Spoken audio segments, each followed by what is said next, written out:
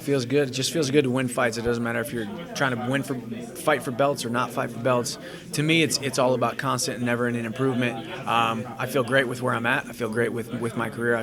It's always great to be the champion because you have the belt and it symbolizes success. It symbolizes winning. But for me, it's just about continuing to get better. I guess this is another one of these tedious legacy questions, but you're fighting a guy who's been a multiple-time champion in the UFC. Doesn't that feel nice if things were to go your way in 2 days? How would that feel?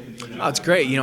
The biggest struggle that I've had with fighting with Bellator is telling these guys, I need you to sign me big-time talent, or it's not going to be easy for me to stick around. I need you to sign these guys. So signing Benson Henderson, signing Josh Thomson, bringing Rory McDonald over into the mix. The list goes on, and I'm sure the prospect list of guys who might be coming over is continuing to get larger by the day. So for me, you can't solidify your legacy and you can't solidify a great career without great opponents in this sport. So for me, it was Eddie Alvarez first. Now it's, then it was Akihiro Gono, being able to retire him. Now it's Benson Henderson. So it's great. You're a very explosive fighter. When I was watching tape on you, it's like you scare the hell out of me for the first minute. I thank God I chose not to be a fighter because you come out so relentless. Is that a mindset? Is that something people can't really teach? Because it just seems you're so ferocious when you start. I think it is. I think it was learned over time. The toughest athletes in this entire world aren't the fighters. They're wrestlers at the Division I level. I wrestled at the University of Missouri. I learned that stick-to-itiveness and that ferociousness and that forward drive, that forward momentum from Mizzou wrestling. So for me, it just comes natural. Sometimes it's gotten me in trouble. Sometimes maybe I should have pumped the brakes a little bit, but I am who I am, and I'm the most well-rounded and best fighter that I've ever been right now. So I'm just excited and believing that I'm going to go out there on Saturday night and put on my best performance. Did you have any thoughts on Eddie's fight? I know it's not here, but I think of you two as I always wanted to see that trilogy. Yeah, and I think we'll see the trilogy. I don't know when and where it's going to happen, but I think it's one of those fights that I want. It's a fight that he wants. It's a fight that we need to happen. But I read his statement after the fight. He was unhappy with the game plan that he implemented. You can't go out there and stand in front of Conor McGregor.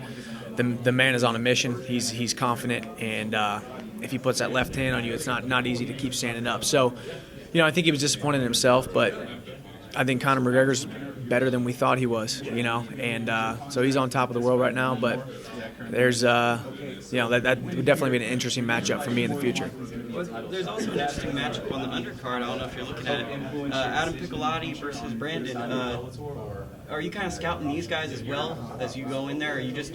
I'm not just saying like this week. Obviously, it's one fight at a time. But I'm saying like as things move on, are you kind of like, oh, there's some decent prospects? Kind of, yeah. But to me, prospects. I'm focused on. I've been a prospect and I've fought prospects before. I'm at the point in my career where I'm only taking big fights.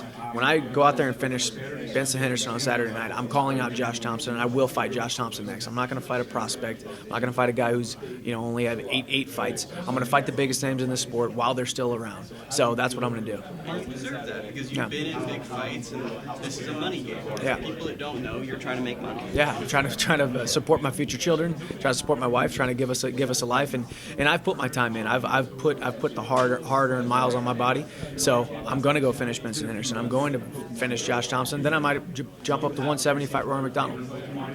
Is it a little awkward that he's right across the room? Nah, it's just like it's just before work. Yeah, it's all part of it. They brought us up here a couple weeks ago and had us do some interviews and stuff, and it's just one of those things you gotta be close to people.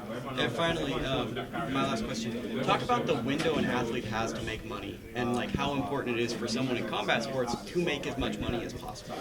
Yeah, the window is small. The window is very, very small, and it's a balancing act too. You want to try to not take too much damage because the more damage you take, the shorter your career is going to be.